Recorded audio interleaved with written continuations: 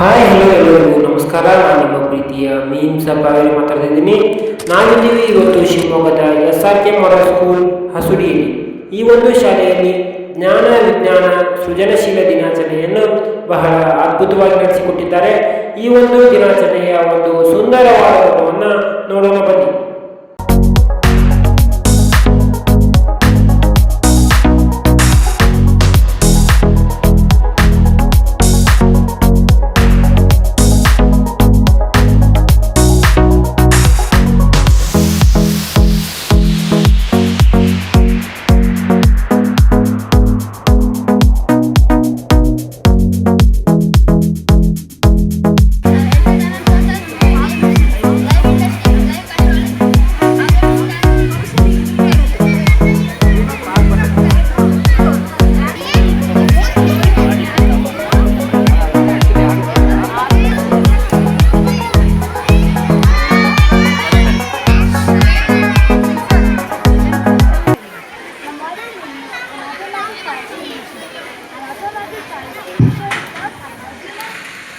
Without an Arduino project, typically uses a microcontroller-based controller such as PIC microcontroller to avoid an Arduino. It relies on sensors like smoke and temperature detectors to detect and suppress a fire using purely mechanism or simple electrical components like heat-sensitive bulbs or thermal fuses. Is used as processor sensor data and control the system's function. The smoke and temperature powder.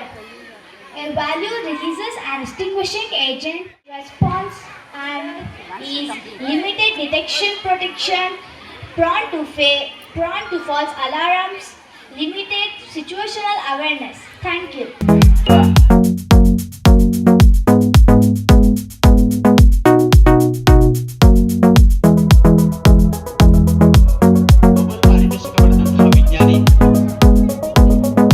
ಅವನದೇ ಆದಂತಹ ಒಂದು ಸೈನ್ಸ್ಗೆ ಸಂಬಂಧಪಟ್ಟಂತ ಒಂದು ಸಂಶೋಧನಾ ಕೇಂದ್ರ ಮಾಡ್ತಾ ಇದ್ದಾರೆ ಅಂದಾಗ ಅದನ್ನ ನೋಡ್ಲಿಕ್ಕೆ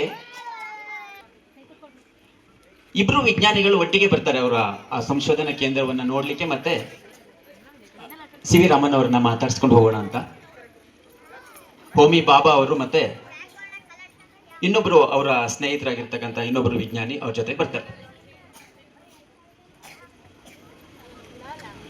ಸೊ ಅವ್ರು ಬಂದಾಗ ರಾಮನ್ ಅವರು ಅವರ ಒಂದು ಕೊಠಡಿಯಲ್ಲಿ ಕುತ್ಕೊಂಡಿರ್ತಾರೆ. ಇವರಿಬ್ರು ಹೋಗ್ಬಿಟ್ಟು ಅವ್ರ ಹತ್ರ ಮಾತಾಡ್ಕೊಂಡು ಕುತ್ಕೊಂತಾರೆ. ಒಂದು ಅರ್ಧ ಮುಕ್ಕಾಲು ಗಂಟೆ ಮಾತಾಡ್ತಿದ್ದ ಹಾಗೇನೆ ರಾಮನ್ ಅವರು ಟಕ್ ಅಂತ ಎದ್ದು ಹೊರಗಡೆ ಹೋಗ್ಬಿಡ್ತಾರೆ. ಇವರಿಬ್ರು ಮಾತಾಡ್ತಿದ್ದಂಗೆ ಅವ್ರು ಏನು ಹೇಳೋದನ್ನ ಕೇಳಿಸ್ಕೊಳ್ಳಲ್ಲ, ಅವರಿಗೆ ಹಿಂಗೆ ಹೋಗಿ ಬರ್ತೀನಿ ಅಂತ ಹೇಳಲ್ಲ, ತಕ್ಷಣ ಹೊರಗಡೆ ಹೋಗ್ಬಿಡ್ತಾರೆ. ಇವರಿಬ್ರು ಏನೋ ಮಾಡ್ತಿರ್ಬೋದು, ಯಾರಿಗೇನೋ ಹೇಳಕ್ ಹೋಗಿರ್ಬೋದು, ನೋಡೋಣ ಅಂತೇಳಿ ಒಂದು ಅರ್ಧ ಗಂಟೆ ಇವರು ಹಂಗೆ ಮಾತಾಡ್ತಾ ಕುತ್ಕೊಂಡ್ಬಿಟ್ರು. ಬರಲೇ ಇಲ್ಲ ಅವರು. ಸೊ ಇವರಿಬ್ರು ಮತ್ತೆ ಎದ್ದು ಹೊರಗಡೆ ಬಂದ್ರು. ಹೊರಗಡೆ ಬಂದು ನೋಡ್ತಾರೆ, ಅವ್ರದ್ದು ಇನ್ನೊಂದು ಸಂವಾದ ಕೋಣೆ ಇರುತ್ತೆ, ಅಲ್ಲಿ ಇರ್ತಾರೆ. ಸೊ ಏನ್ ನೀವು ಹಿಂಗೆ ಹೇಳ್ದೆ ಬಂದ್ಬಿಟ್ರಲ್ಲ, ನಮ್ಮನ್ನ ಅಲ್ಲೇ ಕೂರಿಸ್ಬಿಟ್ಟೆ ಅಂತ ಹೇಳಿದ ತಕ್ಷಣನೇ ರಾಮನ್ ಹೇಳ್ತಾರೆ, ನಿಮ್ಗೇನು ಸೌಂಡ್ ಕೇಳಿಸ್ಲಿಲ್ವಾ ಅಂತ. ಇಲ್ಲ, ನಮಗೇನು ಕೇಳಿಸಿಲ್ಲ. ಸೌಂಡ್ ಕೇಳಿಸ್ತೆ ನನಗೆ, ನಿಮಗೆ ಕೇಳಿಸಿಲ್ಲ ಅನ್ಸುತ್ತೆ. ಆಮೇಲೆ ಅವರು ಬಾಬಾ ಅವರು ಸ್ವಲ್ಪ ಯೋಚನೆ ಮಾಡಿ,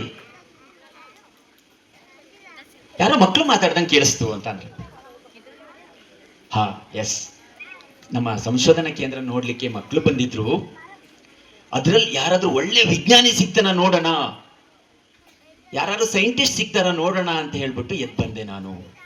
ಅರೆ, ನಾವಿಬ್ರು ಒಳ್ಳೆ ಸೈಂಟಿಸ್ಟ್ ಅಲ್ವಾ? ಹೌದು, ನಿಮಗಿಂತನೂ ಒಳ್ಳೆ ಸೈಂಟಿಸ್ಟ್ ಯಾರು ಆ ಮಕ್ಕಳಲ್ಲಿ ಸಿಗ್ಬೋದಾ ಅಂತ ನೋಡೋಣ ಅಂತ ಬಂದೆ ಅಂತ. ಯಾಕೆಂದ್ರೆ ಅವ್ರು ಹೇಳ್ತಾರೆ, ಯಾರಿಗೆ, ಆ ಬಾಬಾ ಅವರಿಗೆ ಮತ್ತೆ ಅವ್ರ ಸ್ನೇಹಿತರಿಗೆ, ಈಗ ಯಾವುದೋ ಒಂದು ಒಲಿಂಪಿಕ್ ಆಡ್ಬೇಕು ಅಂದ್ರೆ, ನೆಕ್ಸ್ಟ್ ಯಾವಾಗಲೂ ಒಲಿಂಪಿಕ್ ಆಡಿಸ್ಬೇಕು ಅಂದ್ರೆ ಒಂದು 50 ವರ್ಷದವನ್ನ ಕರ್ಕೊಂಬಂದು ಟ್ರೈನಿಂಗ್ ಕೊಡ್ತೀರಾ? ಇಲ್ಲ ಅಲ್ವಾ?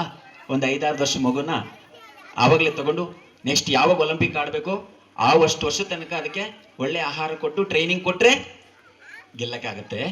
ಸೊ ಹಾಗೇನೆ ಈಗ್ಲೇನೆ ಸಣ್ಣ ಮಗು ಇರ್ಬೇಕಾದ್ರೆ ಆ ಮಗುನ ಆಯ್ಕೆ ಮಾಡಿಕೊಂಡು ಅದಕ್ಕೆ ಬೇಕಾದಂತಹ ಶಿಕ್ಷಣ ವ್ಯವಸ್ಥೆಯನ್ನ ರೆಡಿ ಮಾಡಿ ಕೊಟ್ಟು ಅದರಲ್ಲಿ ತಯಾರಿ ಮಾಡಿ ಆ ಮಗುವಿನ ಕಣ್ಣಲ್ಲಿ ಒಂದು ಕನಸನ್ನ ಬಿತ್ತಿದ್ರೆ ಆ ಮಗು ಮುಂದೆ ಒಳ್ಳೆ ವಿಜ್ಞಾನಿ ಆಗುತ್ತೆ, ಮುಂದೆ ಒಳ್ಳೆ ಡಾಕ್ಟರ್ ಆಗುತ್ತೆ, ಮುಂದೆ ಒಳ್ಳೆ ಇಂಜಿನಿಯರ್ ಆಗುತ್ತೆ. ಸೊ ಆ ದೃಷ್ಟಿಕೋನದಿಂದ ನೋಡಿದಾಗ ವಿಜ್ಞಾನಿಗಳನ್ನ ಎಲ್ಲಿ ಹುಡುಕ್ಬೇಕು ಅನ್ನೋದು ರಾಮನ್ ಹೇಗೆ ಯೋಚನೆ ಮಾಡಿದ್ರು, ಹಾಗೆ ನಮ್ಮ ಸಂಸ್ಥೆಯ ಸಂಸ್ಥಾಪಕರಾದಂತಹ DM ವೆಂಕಟರಮಣ ಸಾರ್ ಅವರು ಯೋಚನೆ ಮಾಡಿ ಈ ಮಕ್ಕಳಲ್ಲಿ ವಿಜ್ಞಾನಿಗಳನ್ನ ಹುಡುಕ್ಬೇಕು ಅನ್ನೋ ಒಂದು ಮಹದಾಸೆಯಿಂದ ಜ್ಞಾನ ವಿಜ್ಞಾನ ಸೃಜನಶೀಲ ದಿನಾಚರಣೆ ಅನ್ನೋ ಒಂದು ಕಲ್ಪನೆಯನ್ನ ತಗೊಂಡ್ರು.